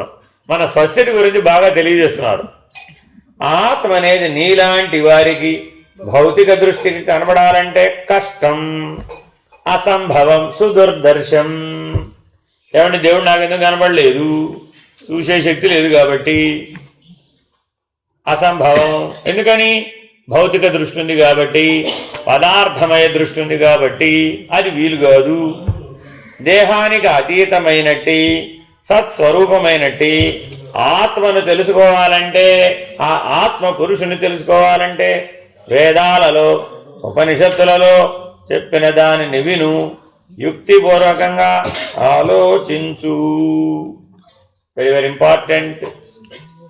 శాంతాకారం భుజగశయనం పద్మనాభం సురేశం విశ్వాధారం గగన సదృశం మేఘవర్ణం శుభాంగం లక్ష్మీకాంతం కమలనయనం యోగి హృద్యానగమ్యం వందే విష్ణుం భవభయహరం సర్వలోకైకనాథం. అందరికీ ఇది బాగా తెలుసా తెలీదా? ఎవరి గురించి చెప్పారు ఇది? ఎవరి గురించి చెప్పారు ఇది? ఆయన ఎవరో ఒక ఆయన పడుకున్నట్టు అక్కడెక్కడో. ఎలాగా? ఓ పెద్ద పాము మీద పడుకున్నట్ట. ఆ పాము ఎక్కడ ఉందట? పాల సముద్రం, క్షీర సముద్రంలో ఉందట, క్షీర సాగరంలో ఉందట. ఇప్పుడు మేమేం వెతకాలి? ఇప్పుడు ఏం వెతకాలి? ముందు క్షీరసాగరం ఎక్కడదో వెతకాలి. దాంట్లో ఏం చేయాలి? పాలు కనబడితే సరిపోదు, పామును వెతకాలి. అనంతశయనుడు కదా, ఆ అనంతమనే సర్పం ఎక్కడుందో చూడాలి. తర్వాత ఏం చేయాలి? ఎప్పుడూ పడుకుని ఉండే ఆయన ఒక ఆయన చూడాలి. లక్ష్మీకాంతం. ఏం చేస్తుంది ఆవిడ అసలే? ఎప్పటి నుంచి అమ్మా? సృష్టి ఆది నుంచి ఆవిడ పాపం పుట్టిన దగ్గర నుంచి పుట్టగానే విష్ణుమూర్తికి ఇచ్చేశారండి. రాగానే ఆవిడకు డ్యూటీ అప్పచెప్పాడు. ఏమిటి? కాళ్ళు ఒక్కమ్మ అన్నాడు అంతే. ఎప్పటిదాకా? మళ్ళీ నేను లేచేదాకా. శయన ఏకాదశి అప్పుడు పడుకున్నానండి. ఎప్పటిదాకా? ఉత్థాన ఏకాదశి లేచేదాకా నీ ఉద్యోగం అది అన్నాడు అంతే. ఇప్పుడు లేస్తాడండి? తెలుసా మీకు ఎవరికైనా? చాతుర్మాసం కేవలం ప్రతీక. ఇలా లేవాడు ఆయన. 4 యుగాలకు కలిపి ఒకసారి లేస్తాడు ఆయన. చతుర్యుగ పర్యంతం ఉంటాడండి. అలాగా 4 యుగాలకు కలిపి ఒకసారి లేస్తాడు మళ్ళా. అది ఉత్థాన ఏకాదశి. అంతసేపు మనం వెయిట్ చేయలేము. 4 యుగాల పాటు వెయిట్ చేయాలంటే ఉంటామేమిటి? మహాయుగం, ఒక మహాయుగానికి ఒకసారి లేస్తాడు మహావిష్ణువు అంతే. ఒక మహాయుగ ప్రారంభంలో పడుకున్నాడు, మళ్ళా మహాయుగం అయిపోయినాక లేస్తాడు అంతే. ఎందుకని మళ్ళా బ్రహ్మగారి సృష్టించారు కదా. చతుర్ముఖ ప్రజాపతి గారిని మళ్ళా సృష్టి చేయవయ్యా అని చెప్పాలి, ఈయన చెప్తేనే చేస్తాడు ఆయన. అందుకని మళ్ళా మేలుకున్నాడు, మళ్ళీ ఆ మాట చెప్పాడు, మళ్ళా పడుకున్నాడు. అబ్బా ఎంత పర్ఫెక్ట్ డ్యూటీ అండి. మనమంటే ఏం చేస్తున్నామండి, రాత్రి ఏమిటో 4 గంటలు పడుకుంటారు, లేచేస్తారు. 4 గంటల్లో 4 యుగాలు అయిపోయినట్టేనా? క్షరపురుషుడికి అక్షర పురుషుడికి ఎంత భేదం ఉందో. అక్షర పురుషుడు సాక్షాత్ నారాయణమూర్తి. ఆయన సామర్థ్యం ఎంత? 4 యుగాలకు ఒకసారి లేస్తాడట. ఆయన యొక్క సంకల్ప మాత్రం చేత చతుర్యుగములు పనిచేస్తున్నాడు. కాలాన్ని నడపగలిగేటటువంటి సామర్థ్యం కలిగిన వాడు అక్షర పురుషుడు. క్షరపురుషుడండి, క్షరపురుషుడండి. ఉల్లిహార పెట్టి దద్దోజనం పెట్టకపోతే అసతృప్తింతుడు. వీడెక్కడ వాడెక్కడ. పైగా అర్చన చేద్దా ప్రసాదాలు ఏంటి? మా నారాయణమూర్తికి వాళ్ళ దద్దోజనం ఉందా? కేవలం హరిద్రాన్నమేనా? ఆవిడేమంది వండిన ఆవిడ? నారాయణమూర్తి గారు కాదు, నీకు కావాల్సింది. మిథునంలో ఉంటుందండి ఈ మాట. మిథునం అనే సినిమాలో ఇలా అడుగుతాడు అనమాట, ఏంటి వాడ స్వామివారికి హరిద్రాన్నమేనా, దద్దోజనం కూడా ఏమైనా ఉందా? ఆయన కాదు, నీకు కావాలి ఉన్నాడు. అదే కరెక్ట్. అంటే విసురుగా చెప్పిన సత్యమే అది. క్షరపురుషుడు ఎత్తి చూపిస్తోంది. అందుకని ఏం చెప్పేప్పుడు మీకు అదే సీన్ రివర్స్ అవుతుందండి. ఆవిడకి తోచదు, ఈయనకు తోస్తుంది. అదేనండి ఎందుకు గృహస్థాశ్రమంలో ఉన్న విశేషం ఏంటంటే, ఒకడు అక్షర పురుషుడుగా ఉంటే మరొకడు క్షరపురుషుడు. పాత్ర మారుతూ ఉంటుంది అన్నమాట. ఇటు అటు అటు ఇటు మారుతూ ఉంటుందండి. కృష్ణ కృష్ణ. క్షరపురుషుడు అక్షర పురుషుడు. భార్య గారు క్షరపురుషుడు ఉందనుకోండి, భర్త గారికి ఎంత జ్ఞానమో. అదే భర్త గారు క్షరపురుషుడుగా ఉన్నారు, భార్య గారికి అఖండ జ్ఞానం. అలా ఎలా వచ్చేస్తుందండి. అదే గృహస్థాశ్రమం. ఎందుకని అవి బింబ ప్రతిబింబాలు. అక్షర పురుషుడు బింబం, క్షరపురుషుడు ప్రతిబింబం. నీ ప్రతిబింబాన్ని చూడగానే ఎవరు తెలిసారు? ఇప్పుడు నువ్వు నువ్వు తెలుసుకున్నావు, వెంటనే అఖండ జ్ఞానం వచ్చేస్తుంది. అదే నువ్వు ప్రతిబింబాన్ని అనే భ్రాంతికి లోనయ్యావు, అప్పుడేమైపోయింది? పక్కవాడికి వస్తుంది. ఎందుకని నిన్ను గమనించాడు వాడు. గమనించగానే ఏమైంది? తనను తాను తెలుసుకున్నాడు. తను తాను తెలుసుకోగానే అక్షర పురుషుడు ఎంత బోధ చేస్తాడో అర్థమైందండి. వాడికి వచ్చినప్పుడు దీనికి నిర్భయానంద స్వామి వారు ఒక ఉపమానం చెప్తారన్నమాట. డాక్టర్ గారు రోజు ఆపరేషన్లు చేస్తాడండి. పేషెంట్లు ఏమో అయ్యో నొప్పిగా ఉంది స్వామి అని ఏడుస్తూ ఉంటాడు. ఏం నొప్పి లేదయ్యా, రోజుకి 20 మందికి ఆపరేషన్లు చేస్తాను, ఏం నొప్పి ఉండదు అంటాడు. ఏదో ఒకరోజు వీడికి వచ్చింది ఆ సమస్య. ఏం చెప్తాడు అప్పుడు? జాగ్రత్త కోసరాడు, ఒరే రోజుకి 20 మందికి వస్తావు కదా. వాళ్ళ కోసాను కానీ నేను నాకు వచ్చినప్పుడు కదా నాకు ఆ నొప్పి తెలిసింది. ఇప్పుడు ఏమర్థమైంది? ఇప్పుడు భ్రాంతి అనేది నువ్వు లోనైనప్పుడే గ్రహిస్తావు. ఇతరులు ఎవరో భ్రాంతికి లోనై ఉన్నప్పుడు గ్రహించాలి అంటే అది వీలుగా. చూడండి మీరు కావాల్సి వస్తే. అందుకని దీనికి ఒక సూత్రం చెప్తారండి. బోధ చేసేప్పుడు ప్రతివాడు వ్యాస భగవానుడు. ఎదుటివాడికి ఏమైనా చెప్పాలండి, మీలో ఎవరు పొందుతారట? సాక్షాత్తు వ్యాసుడు పొందుతాడు. చేసేటప్పుడు ఏమైపోయిందట?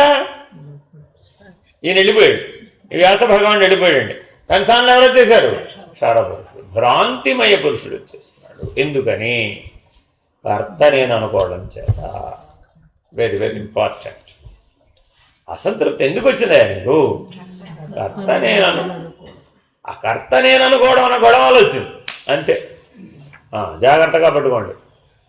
ఈ శరీరం కంటే ఆత్మ అనేది సూక్ష్మమైనదని, ఆత్మ అంటే ఈ రక్త మాంసాదులతో కూడిన శరీరం కాదని తైత్రీయోపనిషత్తు ఆనందవల్లి 2వ అనువాకం ద్వారా ఈ శరీరం కంటే ఆత్మ అనేది విలక్షణమైనదని, భిన్నమైనదని శృతులు చెప్తున్నాయి. సామాన్యంగా ఈ శరీరాన్ని లేదా మనస్సును, బుద్ధిని ఆత్మ అని భ్రమిస్తూ ఉంటారని భావము. బాగా గుర్తుపెట్టుకోవాలండి. ఈ 3 మాటలు దాదాపు ఈ భూమండలం మీద ఉన్నటువంటి అన్ని మార్గాలకు పనికొచ్చేసి ఒక్క అద్వైతానికి. అంటే కొన్ని మార్గాల వాళ్ళు ఏమన్నారు, శరీరమే ఆత్మ, కొన్ని మార్గాల వాళ్ళు ఏమన్నారు ప్రాణమే ఆత్మ, కొన్ని మార్గాల వాళ్ళు ఏమన్నారు మనసే ఆత్మ, కొన్ని మార్గాల వాళ్ళు ఏమన్నారు బుద్ధే ఆత్మ. కానీ ఈ 4 ఆత్మ కాదు అన్నవాడే అద్వైతంలోకి వస్తాడు. ఈ 4ంటిని పట్టుకొచ్చి ఆత్మలో కలిపామండి. అప్పుడేమైంది, అనాత్మని ఆత్మగా భావించావే తప్ప దాన్ని అనాత్మని ఆత్మలో లయం చేసినట్టు కాదు. ముందు అసలు వేరు చేస్తే కదా, నీకు సృష్టి స్థితి తెలిస్తే అప్పుడు లయం. అసలు ఈ సృష్టి స్థితి సంగతి తెలీదు, కానీ మానవుడు ఏమంటున్నాడు, అయిపోయిందండి, అంతా అయిపోయింది. కానీ అట్లా అయిపోతుందా? అవదు. కాబట్టి చాలా జాగ్రత్తగా శరీరం, ప్రాణం, మనసు, బుద్ధిని ఆత్మ అని భ్రమించరాదు. ఆధారమే ఆత్మ. ఈ 4 ఆధేయం. ఈ 4 ఆధేయం అని ఎప్పుడైతే చెప్పాడో అందులో శరీరం ఏమిటి, భోగాయతనం. మనోబుద్ధులేమిటి, క్షారపురుషుడు. మనోబుద్ధులు ఏంటండి, క్షారపురుషుడు. ఈ క్షారపురుషుడు ఆ భోగాయతనాన్ని ఉపయోగించుకొని భోగాన్ని అనుభవించాలని ప్రాణ సంబంధం పెట్టుకున్నాడు. ఏం చేశాడండి, ప్రాణ సంబంధం పెట్టుకున్నాడు. ప్రాణ సంబంధం పెట్టుకున్న వాడికి భోగం సంతృప్తికరంగా ఉండాలా, అసంతృప్తికరంగా ఉండాలా? క్షరపురుషుడికి భోగం సంతృప్తిపరంగా ఉండాలా, అసంతృప్తికరంగా ఉండాలా? అంటే ఎప్పుడు ఏదైనా ఒకటైనా క్షరపురుషుడు ఎందుకు అవుతాడు? అప్పుడు ఏదైనా భోగమే, కానీ సంతృప్తిగా ఉండాలా, అసంతృప్తిగా ఉండాలి? ప్రశ్న అది. భోగం ఎలాగూ తప్పదండి. శరీరం ఉన్నంతకాలం భోగం తప్పదు, భోగాయతనం కాబట్టి. క్షరపురుషుడు ఉన్నంతకాలం భోగాపేక్ష ఉంటుందా ఉండదా?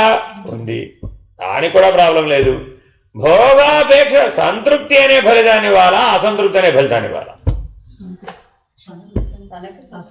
అసంతృప్తి ఉండబట్టే కదా మళ్ళీ సంతృప్తి కోసము బ్రహ్మ కోసము పాకులాడేది. పైన సంగతి దేవుడు అడుగు, ముందు కింద సంగతి వెళ్తే పైన సంగతి. నువ్వు జీవుడమ్మా, నీకు శరీరం ఉందమ్మా. శరీరం నీకు ఈ సృష్టిని, ఈ ప్రపంచాన్ని అనుభవించడానికి ఉపయోగమేనా కాదా? ఉపయోగమే. మరి ఆ ఉపయోగపడే శరీరాన్ని సంతృప్తి చెందడానికి వాడుతున్నావా, అసంతృప్తి చెందడానికి వాడుతున్నావా? సంతృప్తి కోసం వాడుతున్నాం, కానీ అసంతృప్తే మిగులుతుంది. రామ రామ నారాయణ నారాయణ. ఉదాహరణ చెప్తా. రామక్క ఇప్పుడు ఊడుస్తోందమ్మా. ఊడిచేటప్పుడు ఏమనుకుని ఊడుస్తోంది? బాగా ఉడవాలి, శుభ్రంగా ఉడవాలి, ఎక్కడ ఏం మిగలకూడదు, శుద్ధంగా ఉండాలి అని మనసులో భావించే కదా ఆ పని చేస్తోంది. ఆ పని ఎప్పుడు ఆపేసింది? అంతా పని పూర్తయిపోయింది, సంతృప్తికరంగా పని పూర్తయింది అనగానే ఆపేసింది. నువ్వేం చేసావు? ఇదిగో అంతా ఊడ్చావు, కానీ ఆ మూల ఉడవలేదా? ఆవిడేమనుకుంది? నేను అంతా ఊడ్చానమ్మా అంది. అనకుండా రాలా. లేదమ్మా, చూడు కావాల్సి వస్తే అదిగో అక్కడ ఉంది అని నువ్వు నిరూపణ చేశావు. ఏం చేసినప్పుడు? ఓ ఈ మూల వదిలేసానా, సర్లే పర్వాలేదులే, మళ్ళీ తుడుస్తాను అని మళ్ళీ తుడిచేసింది. తుడవలేదన్నప్పుడు ఏమొచ్చింది? అసంతృప్తి. మళ్ళా తుడిస్తే ఏమొచ్చింది? తన పని తాను నిర్వహించాననే సంతృప్తి. అంతేనా కదా? చూడండి, మీ కళ్ళ ముందే జరుగుతూ ఉంటుంది ఈ పని. అదేనండి, ఏ రోజుకి ఆ రోజు ప్రతి ఒక్కరు అమ్మాయి దగ్గరికి వెళ్ళి నువ్వు సరిగ్గా పని చేయట్లేదు, నువ్వు సరిగ్గా పని చేయట్లేదు, నువ్వు సరిగ్గా పని చేయట్లేదు అని అన్నారు అనుకోండి. రౌండ్ రాబిన్ చేసి, మీరు అసలే 30 మంది ఉన్నారు కదా, రోజుకు ఒకళ్ళు వెళ్ళి నువ్వు సరిగ్గా పని చేయట్లేదు అంటా మొదలుపెట్టారు. 10 రోజుల తర్వాత ఏం చేస్తుంది? నేను ఎంత బాగా చేసినా నీకు నచ్చడం లేదమ్మా, ఆ పనులు ఏదో మీరే చేసుకోండి, ఈ పని తప్ప ఏమైనా చెప్పండి వేరే చేస్తాం. అర్థమైందా? అవునా కాదా? చూడండి, మీరు కూడా రోజు మీ ఇళ్లలో ఇలా చాలా పనులు చేస్తారు. ఇక్కడే కాదు, ఇళ్లలో కూడా చాలా పనులు చేసినప్పుడు మీకు అసంతృప్తి అనే ఫలితం వస్తుందా రావడం లేదా? వచ్చినప్పుడు రియాక్షన్ ఇస్తోంది శరీరమా, క్షరపురుషుడా? దుఃఖం ఎవరికి వచ్చింది? ఇప్పుడు అసంతృప్తికరంగానే దుఃఖం వచ్చింది. ఆ దుఃఖం ఎవరికంటే శరీరానికి అంటున్నావు. మరి శరీరానికి సుఖదుఖాలు ఎక్కడ ఉన్నాయి?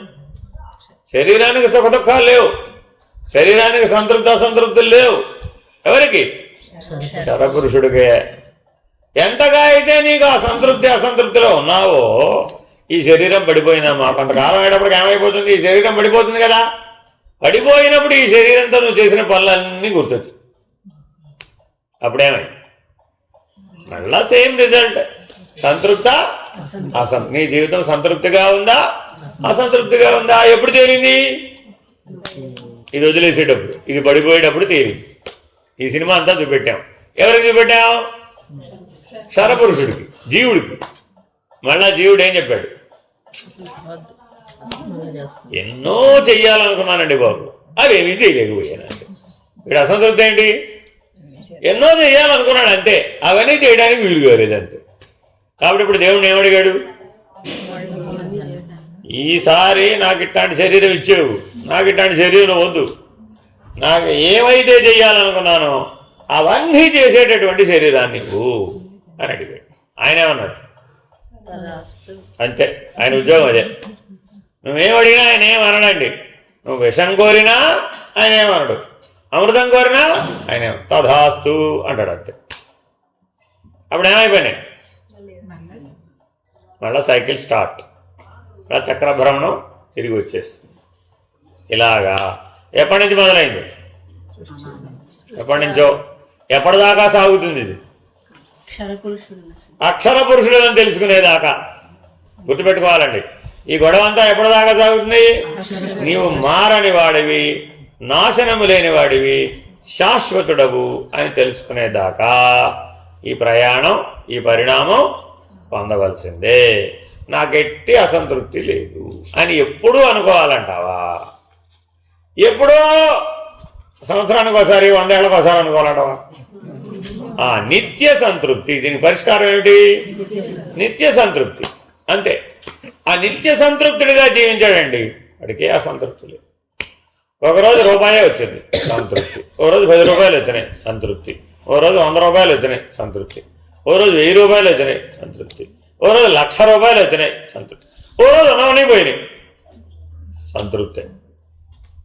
అంటే ఒకటి ఉండడం చేత కానీ, ఒకటి పోవడం చేత కానీ, ఒక పని చేయడం చేత కానీ, ఒక పని చేయకపోవడం చేత కానీ, ఒక ఫలితం నువ్వు అనుకున్నట్టు రావడం కానీ రాకపోవడం కానీ, వీటి వల్ల నీ సంతృప్తి అనేది మారడం లేదు అన్న స్థితిలో కనుక నువ్వు ఉంటే అప్పుడు నువ్వెవరు?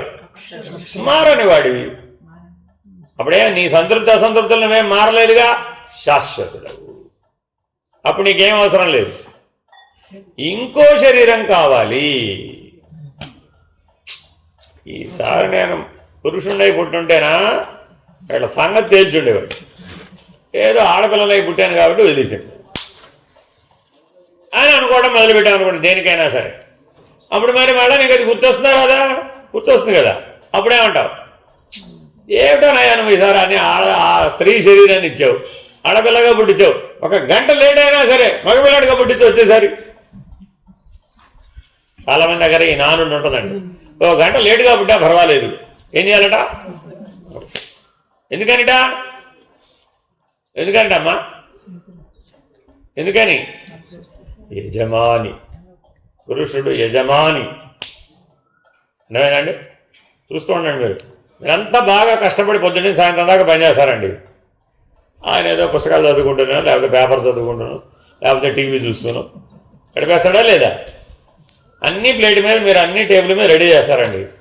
వచ్చేస్తాడు, పులిహారలో ఇంగు వేయలేదా అంటారు. నీ గొడవపాటుగాను చూడండి. వెంటనే మీకేమనిపించింది? చేసిందంతా పోయింది. అర్థమైందా? ఆవిడికి మా సాత్వికురాలనుకోండి ఏం చెప్తుంది?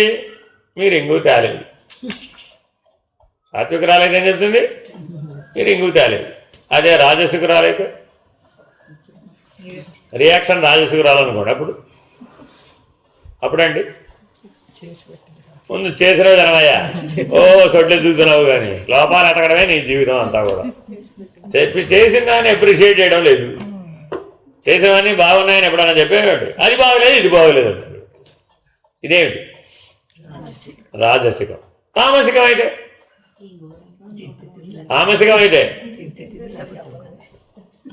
ఈశ్వరానుగ్రహం, అది నేను చెప్పలే, ఎలా అయినా ఉండొచ్చు. అర్థమైందండి? మరి ఇప్పుడు ఈ 3 గుణాల వ్యవహారం అంతా శరీరాన్ని అంటావా, క్షరపురుషుడిది అంటావా? క్షరపురుషుడు కదా. చూడండి, అంటే ఎక్కడో జీవ లక్షణాలను జడమైన శరీరానికి ఆపాదించి ఆ లక్షణాలు ఇక్కడ కనబడుతున్నాయి కాబట్టి ఇదే నేను అంటున్నాడు. పెద్ద చిక్కెక్కడం చూడండి. వాస్తవానికి ఆ త్రిగుణ లక్షణాలు, త్రిగుణ వ్యవహార లక్షణాలు ఎవరివి? క్షరపురుషుడివి. వాటికి ఆ వ్యవహారంలో అనుభవం పొందడానికి ఉపయోగపడేది ఏది? ఇది కేవలం పనిముట్టే. కానీ క్షరపురుషుడికి ఉన్న గొడవ ఏమిటి, జీవుడికున్న గొడవ ఏమిటి? దీనివైపు చూసి ఆ 3 లక్షణాలు వచ్చి దీంట్లో పెట్టి ఇదే నేనని స్థిరపడిపోయి. ఎవరైనా ఈ ప్రపంచంలో పొద్దు నుంచి సాయంత్రం దాకా అద్దం ముందే నిలబడ్డారు అనుకోండి, ఏమంటారు? పొద్దున వెళ్ళాడండి అద్దం చూసుకోవడానికి, బాగున్నానో లేదు చూసుకోవడానికి వెళ్ళాడు. సాయంత్రం దాకా అద్దం ముందే కూర్చున్నాడు, ఇక అంతే. ఏమంటారు?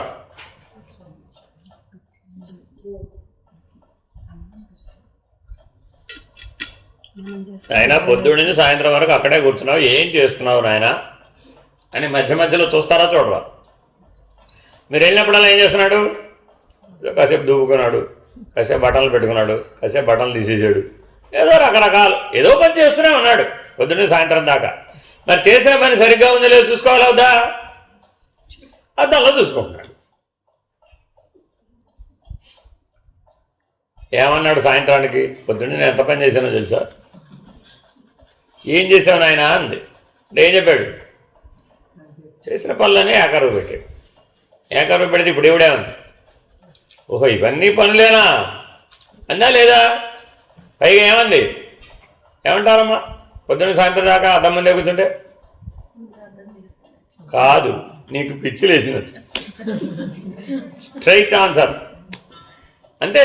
సామాన్య మానవుడుగా ఆలోచించడం రావడం ఎంతసేపు పుస్తకాల నుంచి ఆలోచిస్తున్నారు మీరు. అంతే. నీకేదో వచ్చింది, తేడా వచ్చేసింది నీకు, అందుకే పొద్దున్న సాయంత్రం దాకా అద్దం ముందు కూర్చున్నావు. లేకపోతే నువ్వు మామూలుగానే ఉండేవాడు కదా.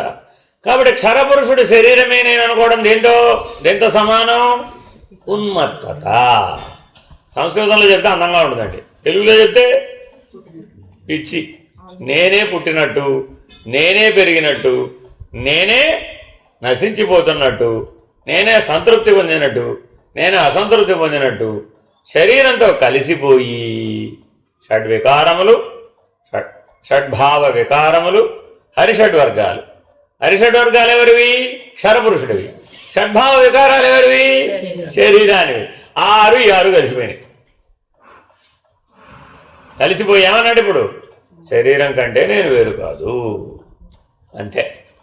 మరి దేవుడు ఆయన ఇక్కడెక్కడ ఉన్నాడు బాబు? వైకుంఠంలో ఉన్నాడు, కైలాసంలో ఉన్నాడు, లేకపోతే మణిద్వీపంలో ఉన్నాడు, అంతే.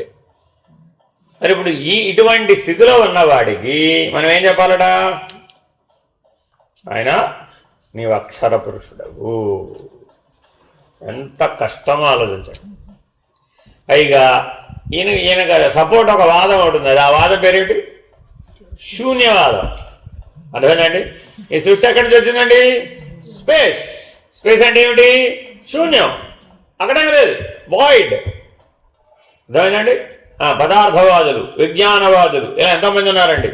శరీరమే నేనున్నవారు చార్వాకవాదులు. అర్థమైందండి? వాళ్ళని చిన్నవాళ్ళు కాసుమి, చాలా గట్టివాళ్ళు వాళ్ళు. చార్వాకవాదులు అంటారు వాళ్ళని. వాళ్ళకేమిటి?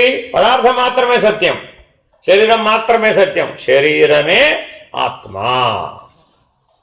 Very very important. తర్వాత మనసే ఆత్మ. వాళ్ళెవరు చెప్తారు? ఎవరన్నా? మనసే ఆత్మ. జైనులు, జైనిజం మనసే ఆత్మ. బుద్ధిజం బుద్ధే ఆత్మ, అంతే. వీళ్ళందరికీ కామన్గా సృష్టి ఎక్కడి నుంచి వచ్చిందంటే శూన్యంలో. అక్కడ పడుకున్నాడు ఇప్పుడు. ఏమయ్యా, అక్కడ మట్టి లేకుండా ఇక్కడ కొండ ఎలా వస్తుంది? ఆ కొండ లేకపోతే ఆ కుండలో నీళ్లు చల్లగా ఉన్నాయని, వేడిగా ఉన్నాయని, చల్లగా లేకపోతే నాకు అసంతృప్తి వచ్చిందని నీకెలా తెలిసింది? నీకు అనుభవం కలగాలంటే కుండ ఉండాలి. కుండ ఉండాలంటే మట్టి ఉండాలి. మట్టి అనే ఆధారం లేకుండా శూన్యంలోంచి కొండ ఎలా సృష్టిస్తావు? నువ్వైతే కొండ సృష్టించలేవు, కానీ పరమాత్మ మాత్రం ఏం చేయాలి? బ్రహ్మాండాన్ని శూన్యాన్ని సృష్టించాలి. నీ దృష్టిలో ఇది కొండ, ఆయన దృష్టిలో అది కొండ. అర్థమైందండి? ఇప్పుడు పరమాత్మ ఈ సృష్టిని అంతా ఎక్కడ సృష్టించాలి? శూన్యంలో సృష్టించాలి. ఎందుకని? నువ్వు కూడా శూన్యంలోంచి కొండ సృష్టిస్తే ఆయన కూడా అలాగే సృష్టించాడు.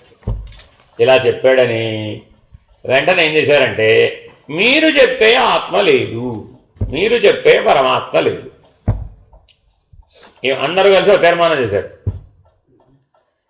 ఈ శూన్యవాదం ఆధారంగా ఎవరెవరైతే సిద్ధాంతాలు రాసుకున్నారో వీళ్ళందరూ కలిసి ఏం చేశారు?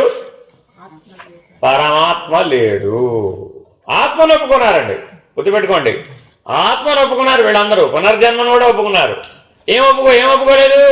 పరమాత్మ లేడయ్యా బాబు, అంతే. మరి ఇప్పుడు ఏం చేయాలి? ఇప్పుడు ఎవరు లేదంటున్నాడు. అక్షర పురుషుడిని ఎగరగొట్టేశాడు. అక్షర పురుషుడిని ఎగరగొట్టేసి క్షరపురుషుడే సర్వస్వం. అసలు వేరే ఎవరు లేరండి బాబు. శరీరం జీవుడు. ఇంతకు మించి నువ్వు జీవుడు అంటున్నావు, నేను క్షరపురుషుడు అన్నా, వాడే ఆత్మ అంటున్నావు. అంతే. తర్వాత ఎక్కడికి పోతాడు? ఆ శూన్యంలోకే పోతాడు. మళ్ళీ ఎక్కడి నుంచి వచ్చాడు? ఆ శూన్యంలో నుంచే వచ్చాడు. ఎలాగా? కావాలంటే ప్రమాణం చెప్తా చూడు. పంచభౌతిక దేహం పంచభూతాల్లోంచి వచ్చింది, మళ్ళీ ఎక్కడికి పోతుంది? అందులోకే పోయింది. ఉపయోగించుకునే నేను, ఆ శరీరమే నేననే ఆత్మస్వరూపాన్ని మళ్ళీ ఏం చేస్తున్నాను? ఆ పంచభూతాల్లో నుంచే నా శరీరం తయారు చేసుకున్నాను, మళ్ళీ తెచ్చుకుంటున్నాను, మళ్ళీ వాడుకుంటున్నాను, మళ్ళీ వదిలేస్తా. అదేగా నువ్వు చెప్తుంది. మరి ఇప్పుడు ఎవరు? నేను ఆత్మస్వరూపుణ్ణే. నాకు శరీరమే ఆత్మ, శరీరమే నేను. అప్పుడు శరీరమే నేను అన్నప్పుడు నేనే ఆత్మ, శరీరమే ఆత్మ. వేరే ఎవరో ఉన్నారంటాడు. ఆ పరమాత్మ అక్కడెక్కడో ఉన్నాడు. ఇదంతా నడిపిస్తున్నాడు ఈ నాటకం, ఈ ఆట ఆడిస్తున్నాడు. యంత్రగాడు మమ్మల్ని ఆడించు రీతిగా అన్నింటినీ ఆడిస్తున్నాడు. ఆయన ఇష్టం వచ్చినట్టు చెప్తాను, అన్వేస్తామేమిటి? అది ప్రూఫ్ ఏది? మరణం తర్వాత నేను మళ్ళీ ఇంకో శరీరంలోకి వస్తున్నాను, సందేహం లేదంటే నేను ఒప్పుకున్నాను. కానీ నా నా నా నిర్ణయం ఏమిటి? శరీరమే ఆత్మ, అంతే. ఎంత కన్విన్సింగ్గా ఉందో చూడండి ఈ వాదన. కళ్ళు ఎదురకుండా కనబడుతుంది కూడా, ప్రమాణపూర్వకంగా కూడా ఉంది, ప్రత్యక్ష ప్రమాణంగా ఉంది. పైగా బాగా గుర్తుపెట్టుకోవాలండి. ఏం ప్రమాణం ఇది? అది అయిపోయింది. వెంటనే పరోక్ష ప్రమాణాన్ని పుట్టుకొచ్చాడు శంకర్లు. వేరే ప్రత్యక్షమే ప్రమాణం అంటున్నావు, పరోక్షం సంగతి ఏమిటి? అపరోక్షం సంగతి ఏమిటి? అర్థమైందండి? శూన్యవాదాన్ని ఖండించడం కోసమనే అద్వైతం వచ్చింది. లేకపోతే అద్వైతం చెప్పాల్సిన అవసరం లేదు. వాస్తవానికి ఎప్పటి నుంచో ఉంది అద్వైతం. వ్యాస భగవాన్ చెప్పినప్పుడు లేదా? ద్వాపరయుగం నాటి నుంచే ఉంది. యోగ వాసిష్టంలో అద్వైతం లేదా? త్రేతాయుగం నాటి నుంచే ఉంది. కృతయుగంలో లేదా? ఉపనిషత్తులు అన్నింటిలో అద్వైతమే ఉంది. ఈనాడు చెప్పలేదుగా ఉపనిషత్తులు, కృతయుగంలో చెప్పాం. ఆనాడు చెప్పిన అద్వైతాన్ని మళ్ళా నీకు గుర్తు చేయవలసి వచ్చింది. అద్వైత మత ప్రతిష్టాపనాచార్య అని ఆయనకు బిరుదు తగిలించాం. మనకేం పని పాట లేదండి. ప్రపంచంలో అందరికీ బిరుదులు ఇవ్వడమే మన పని. ఆయన నేను ప్రతిష్ట చేయడం అది ఆల్రెడీ ఉంది. నేనేం కొత్త చెప్పలేదురా బాబు, నువ్వు చూడలేకపోతున్నావు. సుదుర్దర్శ అంటే అర్థం ఏంటి? ఎంత బాగా చూసినా కనపడటం లేదు, అదిగా శూన్యవాదం అంటే. నేను ఎంత బాగా చూశానో ఎక్కడ చూసినా కనపడలేదండి. ఉన్నట్టా లేనట్టా? లేనట్టే. నువ్వు ఈ దేశంలో ఈ కాలంలో నువ్వు 5 పరిమితులకు లోపల చూసావు. ఏమిటవి? దేశ, కాల, వస్తు, క్రియ, నటన. ఈ 5 పరిమితులకు లోబడి చూసి లేదంటున్నావు. నేను నిర్ధారణ చేసుకోవాల్సిన అంశము ఆ 5టికి అవతల ఉంది. 5టికి అవతల ఉన్నదాన్ని ఈ 5 పరిమితులతో నేను నిరూపించిన నాకు కనపడలేదు కాబట్టి లేదంటే. ఉదాహరణ చెప్తాను మీకు. చిన్నపిల్లవాడు ఉన్నాడు, అర్థమైందండి? చిన్నపిల్లవాడు పుస్తకం ఎక్కడో చోట పెట్టేస్తాడు. వాడు చదువుకుంటూ ఉంటాడు, ఏం చేస్తాడు, ఎక్కడో పెట్టేస్తుంటాడు. వాళ్ళ అమ్మని అడుగుతాడు, నా పుస్తకం ఎక్కడ అంటావు, ఎవరికి తెలియాలి, అంతేనా కాదా? కానీ వాడు వెతికితే సస్తే దొరకదు ఆ పుస్తకం. ఇది మీ అనుభవంలో చూసుకోండి మీరు. వాడు ఎంత వెతికినా దొరకదండి. పైగా ఏం చెప్తాడు నీకు వచ్చి, ఇల్లంతా వెతికానమ్మా, నా పుస్తకం ఎక్కడుందో కాదు, నువ్వే ఏదో చేసి ఉంటావు, పొయ్యిలో పెట్టేసి ఉంటావు, అయిపోయింది నా పుస్తకం అయిపోయిందని బోర్ని ఏడుస్తూ ఉంటాడు. వీరే నువ్వు ఏడు బాబరా అంటుంది ఈవిడ. వీళ్ళు అలా అలా రౌండ్ వేసి వస్తుంది. అరే ఎందుకని ఇక్కడ దేశ కాల వస్తు క్రియా నటనలనే 5 పరిమితత్వములనే భ్రాంతితో వెతికాడు కాబట్టి కనబడి. 5 పరిమితులు తీసేస్తే ఆవిడగా పరిమితులు లేవు, అలా వెళ్ళింది ఊరికే అంతే, తక్కువ మంది దొరికేస్తుంది. ఏంట్రా ఇది, పైగా ఎంత నిందారోపణ చేశాడండి, పొయ్యిలో పెట్టేసేవాడు.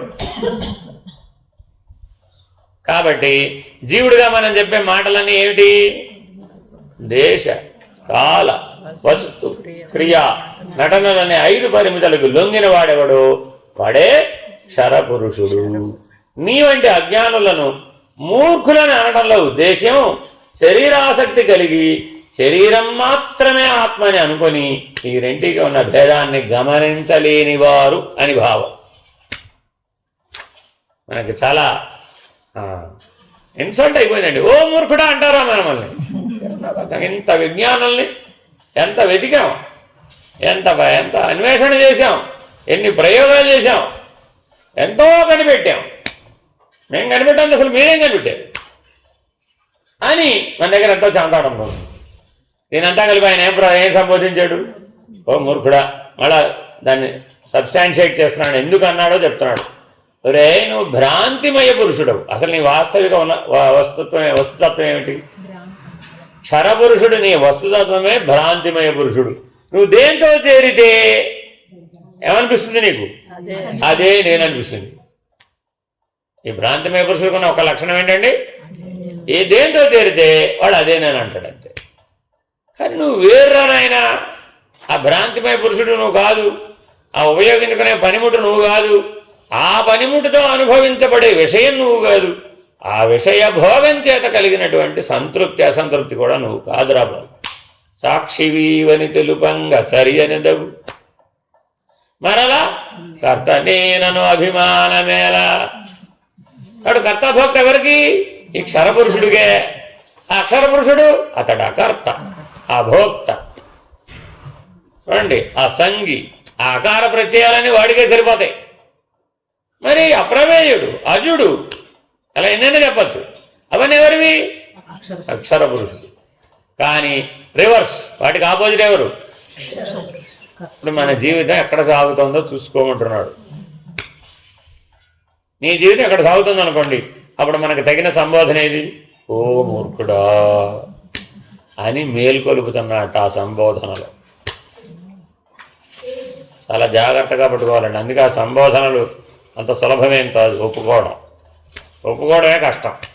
తర్వాత మేల్కోవాలన్నా కూడా ఆ మూర్ఖత్వాన్ని విడనాడాలి. ఎందుకని? నేను అక్షర పురుషుడు. అహం శబ్దేన విఖ్యాత ఏక స్థిత పరః స్థూలస్తత్వనేకతాం ప్రాప్తః కథం స్యాద్దేహకః పుమాన్. కథం, ఎక్కడ? కథం చాలా ప్రశ్న ఇస్తున్నానండి, చాలా లోతైన ప్రశ్న ఇది. కానీ తాత్పర్యం 3 వాక్యాల్లో చెప్పాడు. ఎంతసేపు విచారణ చేస్తామో చూస్తాం. అహం శబ్దేన విఖ్యాతః ఏక స్థిత పరః. మొదటి వాక్యం చూడండి. నేనని అంటున్నావే. అహం శబ్దేన విఖ్యాతః. ఎవరు పుట్టారండి? నేనే పుట్టానండి. ఎవరు ఈ పని చేశారండి? నేనే చేశానండి. ఎవరండి ఆ ఫలితాన్ని పొందింది? నేనేనండి. ఎవరు పోతున్నారండి? నేనేనండి. అన్నిటికీ నేననే అంటున్నావు కదా. అహం శబ్దేన విఖ్యాతః ఏక స్థిత పరః. ఒక్కడే అంటావా, అనేకం అంటావా? ఉద్యోగం చేసినప్పుడు నేను వేరేనండి, రిటైర్ అయిపోయినాక నేను వేరేనండి, ఉద్యోగం రాకముందు వేరేనండి. ముగ్గురా? ఒకడా? ఏక పరః. అంతా ఒక్కటంటావా? వేరు వేరు అంటావా? స్థూలస్తత్వనేకత, ఆ అనేకత్వం అంతా స్థూలానికి సంబంధించింది కదా. ప్రాప్త కథం స్యాత్ దేహకః పుమాన్, అది నీకెప్పుడు వచ్చింది? ఎప్పుడు వచ్చిందని అడుగుతున్నాడు. ఆ అనేకత్వం అంతా స్థూలానికి సంబంధించింది కదా, ఆ స్థూల లక్షణం నీకెప్పుడు వచ్చింది? నువ్వెవరివి? ఏ క్షరపురుషుడని అన్నా, నువ్వు ఒకవేళ నువ్వు క్షరపురుషుడని అన్నావండి, నువ్వు ఏకమే కదా, జీవుడే అన్నావండి. ఉద్యోగం రాకముందు జీవుడు వేరే, ఉద్యోగం వచ్చినాక జీవుడు వేరే, ఉద్యోగం మీద రిటైర్ అయిపోయినాక జీవుడు వేరే అంటావేమిటి? బ్రహ్మచర్యంలో జీవుడు వేరే, గార్హస్థ్యంలో జీవుడు వేరే, వానప్రస్థంలో జీవుడు వేరే, సన్యాసంలో జీవుడు వేరే అంటావా? మా ఆయనను నేను పెళ్లి చేసుకోకముందు వేరే, మా ఆయన పెళ్లి చేసుకున్నాక నేను వేరే, మా ఆయన పోయినాక నేను వేరే అంటానికి వీలైందా? ఇప్పుడు ఈ జీవుడు మారిపోయాడా? ఏక పరహ. ఎక్కడ చూసినా నేను ఒక్కడిని అనవలసిందే తప్ప నేను అనేకమంటానికి ఆధారం లేదే. నీ జీవితం అంతా చూసుకో, ఎవరి జీవితమైనా చూసుకోవాలి. 84 లక్షల జీవరాశుల జీవితం చూసుకోమంటున్నాడు. ఎవరి జీవితమే కథం అన్నది అది విషయం. ఏ జీవి యొక్క జీవితాన్ని చూసినా ఆ జీవుడు ఏకమే కదా, కాకుండా ఎట్టపోయాడు? నీకేనా? అన్ని జీవులకి ఇది వర్తిస్తోంది కదా. ఇంత సార్వజనీన సత్యాన్ని వదిలేసి నేను అనేకమైపోయానంటావేమయ్యా? నువ్వు ఏకస్వరూపుడివి, నీ స్వరూపం ఏకం. కానీ భ్రాంతి చేత ఏమంటున్నావు? స్థూలస్తత్వనేకతాం ప్రాప్త కథం స్యాత్ దేహకః పుమాన్. మళ్ళా అదే అవుతానంటావే. పైగా కోరిక కూడా మళ్ళీ ఏమడుతున్నాడు? మళ్ళా అటువంటి శరీరమే కావాలండి. ఎందుకని? మళ్ళా అలాగే ఉన్నారు. పరమాత్మ నేను అనే శబ్దంతో ఒక్కడుగానే ప్రసిద్ధుడై ఉన్నాడు. నేను అనే శబ్దం పరమాత్మను సూచించేది, భగవంతుడిని సూచించేది. అంటే పరబ్రహ్మ అనేక తత్వాల కలయిక కాదు. 51 అనేక తత్వాల కలయిక అంటే ఎందులోకి వచ్చేసాడు? 25 50. కాబట్టి పరబ్రహ్మ అనేక తత్వాల కలయిక కాదు, ఈ శరీరంలాగా అని భావం. ఇక ఈ శరీరం అనేదో అనేక తత్వాల కలయిక. స్థూలంగా ఉంటూ అనేక భావాలతో రూపాలతో అనేకంగా ఉండే శరీరం ఆత్మ పురుషుడు ఎట్లా అవుతుంది? కాబట్టి శరీరానికి ఉన్న లక్షణం ఏంటి? అనేక భావాలతో, అనేక రూపాలతో, అనేక వికారాలతో, విధములుగా, అనేక విధములుగా ఉందట. ఇది ఈ అనేకత్వం అంతా స్థూల ధర్మం కదా, అంతేనా కదా? 5 5 25 పిండాండం. స్థూల ధర్మమా సూక్ష్మ ధర్మమా?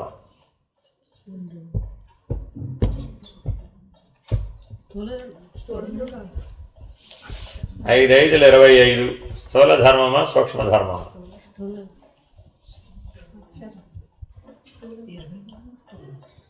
25 అన్నంత వరకు మర్చిపోకూడదు. 5 5 25 బాగా కష్టపడ్డావు, బాగా కర్మ మార్గం, బాగా భక్తి మార్గం, బాగా యోగ మార్గం, బాగా సాధన చేసావు. ఎక్కడ దాకా వచ్చావు? 25. ఏం చెప్పావు? 24 అధిగమించానండి బాబు.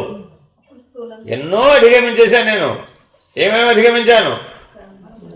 కర్మేంద్రియాలు నేను కాదు, జ్ఞానేంద్రియాలు నేను కాదు, ప్రాణేంద్రియాలు నేను కాదు, విషయేంద్రియాలు నేను కాదు, అంతఃకరణ చతుష్టయం కూడా నేను కాదు. 24 అధిగమించేశాను. 24 అన్నప్పుడు అనేకమా ఏకమా? అనేకమా ఏకమా? మరి 24ను అధిగమించిన 25 అంటే అనేకమా ఏకమా? 25 అంటే ఏకం ఎట్ట అవుతుంది? అనేకమే అవుతుంది. 24 తర్వాత 25 వస్తుంది. 25లో ఉండి నేను 24 అధిగమించానంటే 24 జాబితా నీకు తెలుసా తెలీదా?